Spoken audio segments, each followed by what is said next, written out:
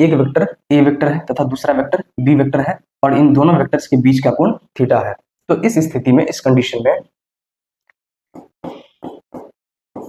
ए vector dot B vector बराबर होगा ए vector का मैग्नीट्यूड इंटू बी वेक्टर का मैग्नीट्यूड इंटू कॉस थीटा। और हाँ, ये जो थीटा है इन दोनों वेक्टर्स के बीच का कोण है। समझ रहे हैं ना? फिर से समझिए, एक वेक्टर ए वेक्टर है, दूसरा वेक्टर बी वेक्टर है और इन दोनों वेक्टर्स के बीच का कोण थीटा है। तो इस स्थिति में ए वेक्टर डॉट बी वेक्टर बराबर होगा ए वेक्टर का मैग्नीट्यूड इंटू बी वेक्टर का मैग्नीट्यूड इंटू कॉस थीटा। और ये जो थीटा है इन दोनों वेक्टर्स के बीच का कोण है। ओके, अगर मैं आप लोगों से एक प्रश्न पूछूं, बताइए दो वेक्टर्स के बीच का कोण कैसे निकाला जा सकता है, अर्थात थीटा का वैल्यू कैसे निकाला जा सकता है। तो थीटा का वैल्यू निकालने के लिए यहीं से हम लोग एक फॉर्मूला बना सकते हैं। समझ रहे हैं ना? कैसे, समझिए। सबसे पहले तो आप लोग इस फॉर्मूला को बढ़िया से अपने नोटबुक में नोट डाउन कर लीजिए, क्योंकि ये बहुत ही ज्यादा इंपॉर्टेंट फॉर्मूला है।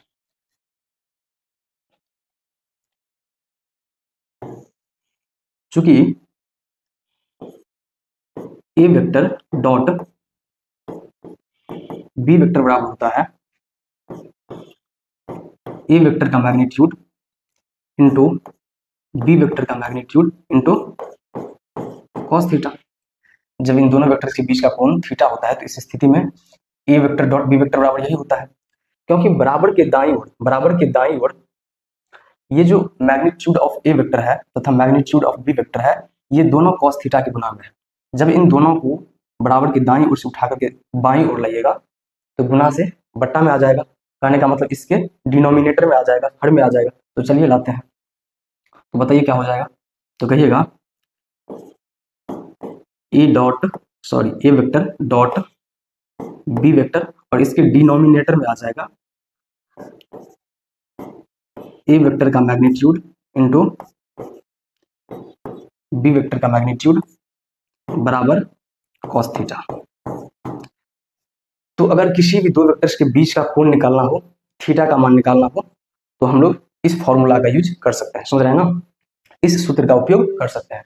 तो आप लोग फटाफट इन दोनों फॉर्मूला को अपने नोटबुक में लिख लीजिए। एक तो ये रहा,